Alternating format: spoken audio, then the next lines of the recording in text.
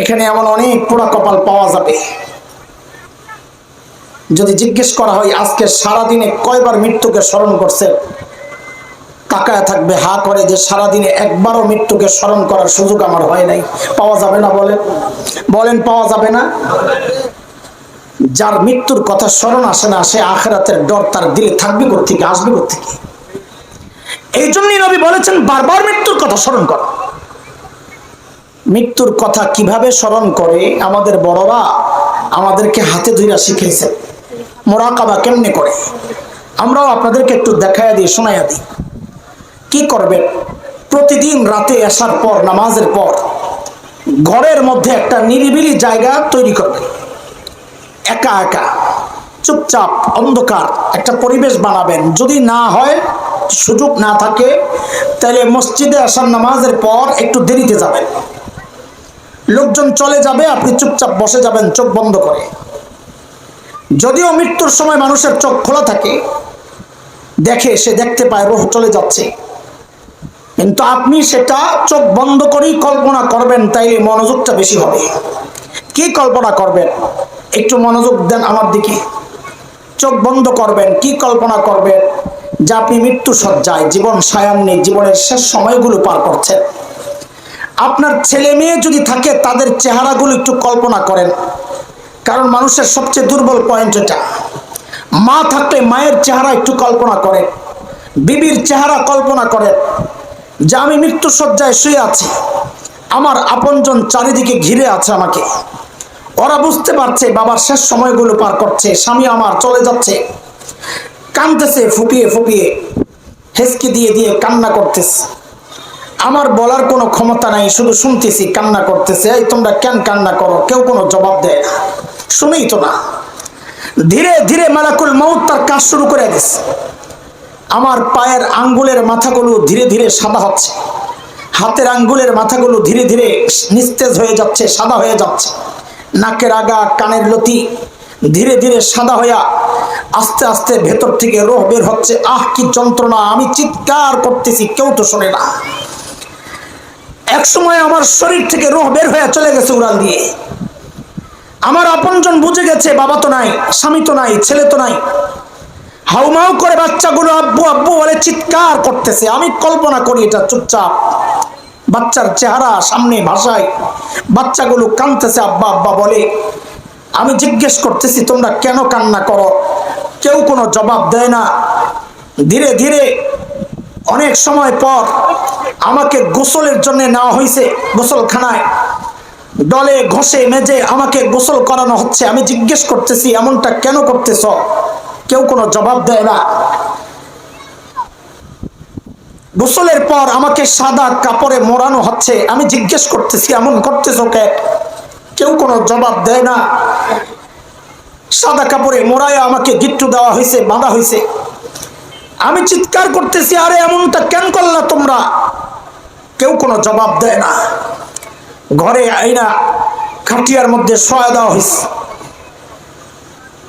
জীবনের শেষবারের মতো আমার লাশটা আমার ঘর থেকে বের করা হচ্ছে। দরজার আড়াল থেকে ফাঁক দিয়ে আমার বিবি তাকায়া তাকায়া কান্না করতেছে। মা সন্তানকে বিদায় দিচ্ছে, চোখে টলমল পানি, কান্না করতেছে। বাচ্চাগুলো দরজায় দাঁড়ায়া দাঁড়ায়া বাচ্চার চেহারা কল্পনা করতে থাকবেন।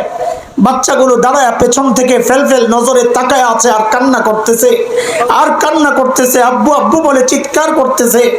আমি জিজ্ঞেস করতেছি কেন কান্না করতেছো? কেউ কোনো জবাব দেয় না। আমাকে নেওয়া হচ্ছে জানাজার দিকে। জানাজার মাঠে সবাই অপেক্ষা করছে। সামনে জানাজার জন্য আমাকে রাখা হয়েছে। ইমাম সাহেব নামাজ পড়ছেন। আমি চিৎকার করতেছি আরে আপনারা কি পড়তেছেন? আমাকে কেন দিতেছেন না পড়তে? কেউ কোনো কথা বলে না। নামাজ শেষ, কাঁধে ওঠানো হয়েছে আমার লাশ। আমি জিজ্ঞেস করতেছি আমাকে কোথায় নিয়ে যাচ্ছ? কেউ কোনো কথা বলে না। হায় আমাকে নিতে নিতে গোরস্থানের দিকে রওনা হয়েছে সবাই। পিছনে আপনজন কাঁদতেছে। গোরস্থানের কাছে খাটিয়া নামায়া আগে খোদাই করে রাখা কবরে আমাকে যখন নামানো হচ্ছে, আমি চিৎকার করতেছি, আমাকে কোথায় নামাচ্ছ? কেউ কোনো কথা বলে না। কবরে রেখে শরীরের গিটগুলো খুলে দিয়ে চেহারা থেকে কাপড়টা সরাইয়া আমার শরীরের উপরে বাঁশগুলো দিয়া যখন মাটিগুলো ঢালা হচ্ছে, আমি চিৎকার করতেছি, আরে আমার একা একা তোমরা কই রেখে যাচ্ছ? কেউ কোনো কথা বলে না। অন্ধকার হয়ে গেছে, চিৎকার করতেছি। হাদিসের কথা, আপনজন ফিরে যাচ্ছে, তাদের পায়ের আওয়াজ পাইতেছি, তাদের পায়ের আওয়াজ, জুতার আওয়াজ পাইতেছি। চিৎকার করতেছি, আরে কই রেখে যাচ্ছ তোমরা? কেউ কোনো জবাব দেয় না। এর মধ্যেই মুনকার নাকির চলে আইসা আমাকে সোজা বসায়া দিছে, জিজ্ঞেস করতেছে, মার রব্বুকা? আরে দুনিয়ায় রব মানি নাই তো রবের পরিচয় আমি কেমনে দিব? হা হা লা আদ্রি, কিচ্ছু জানি না। দিন সম্পর্কে জিজ্ঞেস করা হয়েছে, দিন মানি নাই তো জবাব কোত্থেকে দিব? হা হা লা আদ্রি।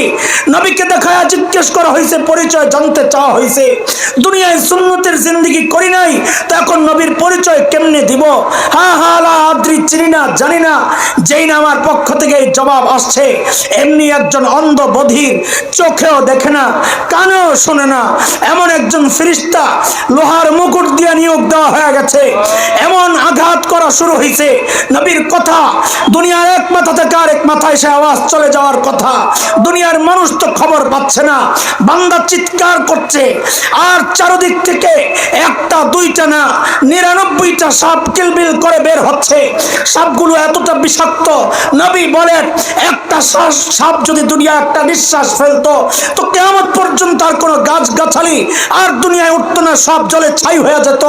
ওই 99টা সাপ চারদিক থেকে কিলবিল কিলবিল করে বের হয়ে আমাকে দংশন করা শুরু করছে। আমি চিৎকার করতেছি, আমাকে কেউ শুনছে না। মাটি এমন চাপা দিছে, মাটি বলতেছে, তুমি যখন আমার উপরে ছিলা, আমার কাছে সবচেয়ে অপ্রিয় মানুষ ছিলা, আমি কিচ্ছু করতে পারি নাই, আজকে আমার নাগালে পেয়ে গেছি।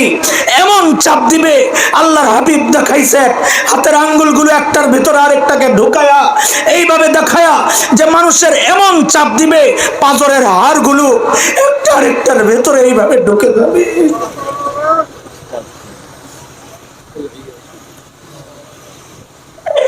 চিৎকার তো করব, কেউ তো শুনবে না, কেউ তো শুনে না।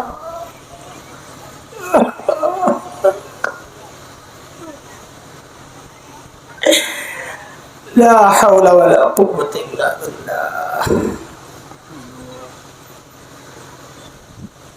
মুহতারাম হাজরিন, প্রত্যেক দিন একটু মৃত্যুর মুরাকাবা করি, প্রত্যেক দিন একটু মৃত্যুর মুরাকাবা করি, আর আল্লাহর কাছে কবরের আযাব থেকে মাফ চাই। আল্লাহুম্মা ইন্নী আউযুকা মিন আযাবিল কবর, আল্লাহুম্মা ইন্না নাউযু বিকা মিন আযাবিল কবর। ও আল্লাহ, কবরের আযাব থেকে পানাহ চাই, ও আল্লাহ মৃত্যুর যন্ত্রণা থেকে পানাহ চাই। দোয়া করা দরকার প্রতিদিন।